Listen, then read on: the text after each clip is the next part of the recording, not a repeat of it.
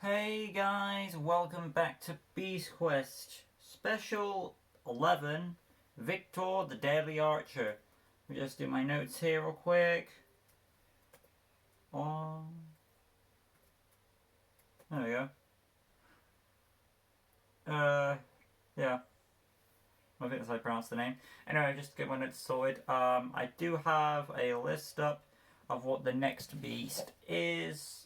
I believe it's Anaret. Just double checking my notes. Gotta be certain though, you know it can tell, but has to make sure. Let's see. But bear with us, guys. As of this book, though, Victor the Deadly Archer, a very good book. It's gonna be up there. Let's see. I need to get this out in the future, but I didn't know I was gonna get this done today, but actually I did. So yeah, just you never know when Beast Quest books are. You think you do, you think you don't. That's just the thing, anyway. So I do apologise for the inconvenience of this setup here, but we'll get there in a bit. Just bear with me. There we are. We are about, Victor is 11. So yeah, I'm right. Alright then. So here we are, guys. Victor the Deadly Archer. Hopefully, you guys will enjoy this review. If you haven't read the book, make sure you have before watching this review, because it's full story analysis. With that being said, though, like over previous reviews, let's get through this. So, scrolling up to my notes, and let's begin. Tom and the Avantians were in the middle of a heat wave. After a bit of wandering, he was instructed to meet with Adaro, so he gathered Eleanor and met with Daltek, waiting on Adaro. Once all in, he asked Daltek to view via crystal ball to see what's up. The results caused Daltek to pass out, and Adaro got the impression the golden armor was in danger. Our heroes headed off to the armory, only to find the Master of Arms cleaning it, as usual. Then suddenly an attack was being made. Everyone went out to investigate, only to have the Master of Arms knocked out, and the new beast revealed. Tom examined the arrows. He had seen them before, and now he knew who they belonged to. So, yeah, the new beast, obviously. Tom wondered if the Master of Arms was really okay, but anyway, the beast reclaimed his arrow from its victim and moved on to the armory. He stole the golden breastplate and rode off, bumping into Adaro, who surprised to see him here. But anyway, the beast knocked Adaro out of the way and rode off. After a bit of getting from outside to inside, Adaro revealed that beast was Viktor, a beast hunter, meaning the good beasts were in danger. Also, it was revealed the arrows he fires do a fate worse than death. They drain the body of life energy and leave the victim as a husk, and that's probably what Viktor was planning to do to the other 6 good beasts. It was revealed Viktor was defeated a long time ago and buried under the Chamber of Pain by the Circle of Wizards. With Adaro no longer a member and his apprentice not fully trained, they couldn't gain the Circle's trust to help them with this matter, so they had to deal with it themselves. It was also revealed that Viktor would be after Tom as well, as Viktor had defeated a previous Master of the Beast in the past. Probably he explains why he took the golden breastplate to weaken the current master. Guessing he couldn't take it all, so he decided to take what he thought was the most valuable piece. Anyway, Tom and friends saddled up and went after Viktor. They also assumed Kensa was behind this, due to revenge. Anyway, they were given a map and discovered Viktor's first target was Arcta, so they raced off.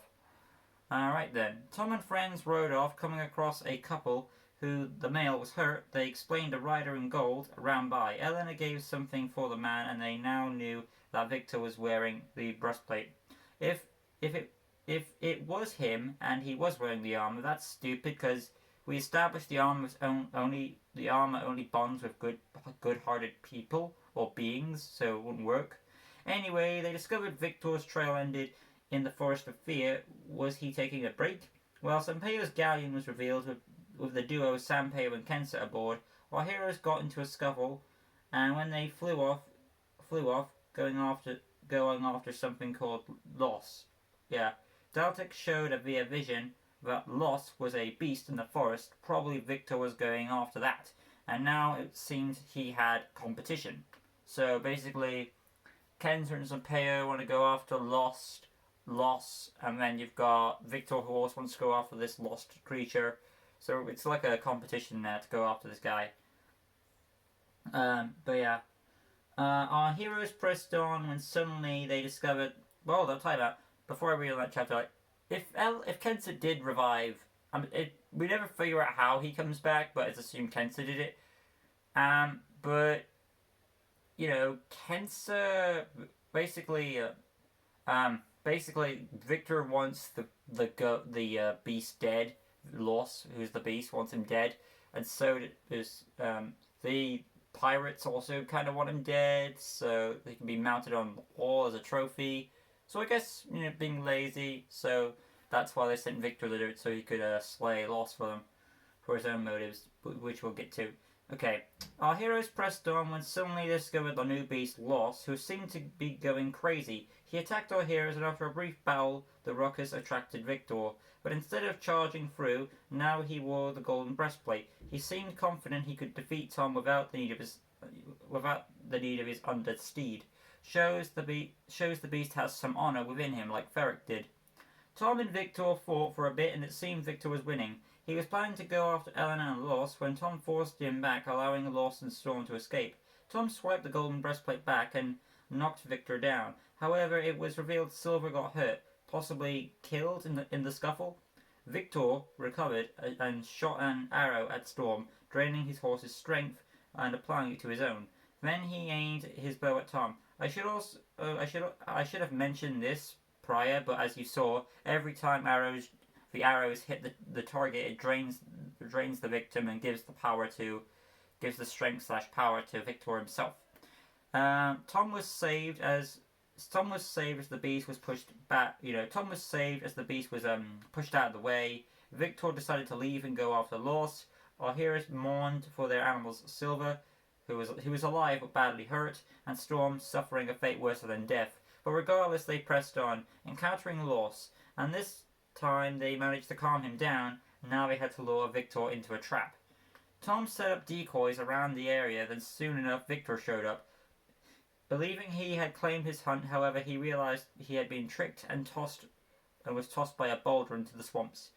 Ossiter, who is the horse, the undead horse, tried to avenge his master, only to be pinned down by Eleanor for revenge on Silver's part. However, it wasn't over as Victor rose from the swamps once again. Tom and Victor got into a scuffle, causing them to both fall into the swamp waters. I should also mention that Victor can't swim, it's revealed, so that's something. Tom and Victor fought underwater, which led the fight to an opened roof cave, where Tom planned to finish this. He made Victor run out of arrows, but then it came to the sword, which made Tom lose his own sword, so he jumped on Victor's back, trying to break his neck with his own helmet. Tom was questioning his actions. Was he becoming evil? I myself am like, who the hell cares? You're winning the fight. Don't question yourself now. You're about to kill him. Tom planned on squeezing him to death when he came to the conclusion it was the helmet of Victor that was corrupted with evil, so Tom being stupid, let go. At this point I wondered what without the helmet could Victor be good? Anyway, Victor, like majority of the readers, tell how stupid Tom is for not killing him when he has the chance. Victor grabbed his arrows back and was ready for more. Eleanor joined in ready to help, knocking off Victor's helmet, but even with it off, he was still evil. Eleanor was captured. Tom believed the only way he could save his friend if he wore the corrupting helmet. So he did, and then we get a discount symbiote from the Spider-Man stuff, like the evil corrupts the user. Tom watched in horror as Eleanor was being tossed aside. Tom entered rage mode and did his best pushing Victor on, when suddenly it looked like the archer was winning. Tom got more inner strength and overcome the archer with Victor at his mercy. Eleanor begged Tom to stop it, but it wasn't going to work, so Eleanor was forced to knock him out. Tom thanked her for, with the helmet off, he was back to himself. But Senpei and Kensa were going after Loss. Victor begged them to not leave him here. Tom tried to save Victor, but being the kind of being he was, he still tried to make Tom die with him. As the cave caved in around them, but the patch of mud where Victor sat gave way, making him sink to his death. Our heroes escaped and went after Kensa and Senpei. Seeing Ossiter, who was basically tied up earlier, thanks to a previous little scuffle, He's basically now faded away along with his master. So they rescued Los before the duo arrived, and when they did turn up, they ended up crashing the ship and arguing. Los was set free, but Tom felt bad for the victims of Viktor. Tom went to see Silver could be saved, but Storm not so much. However, it was revealed that Laws had the power to heal Viktor's victims, which is why the archer was going to kill him. Daltek teleported everyone back to the courtyard and showed that Laws had also healed the Master of Arms, and he was informed while the duo was back on patrol they would be ready for them.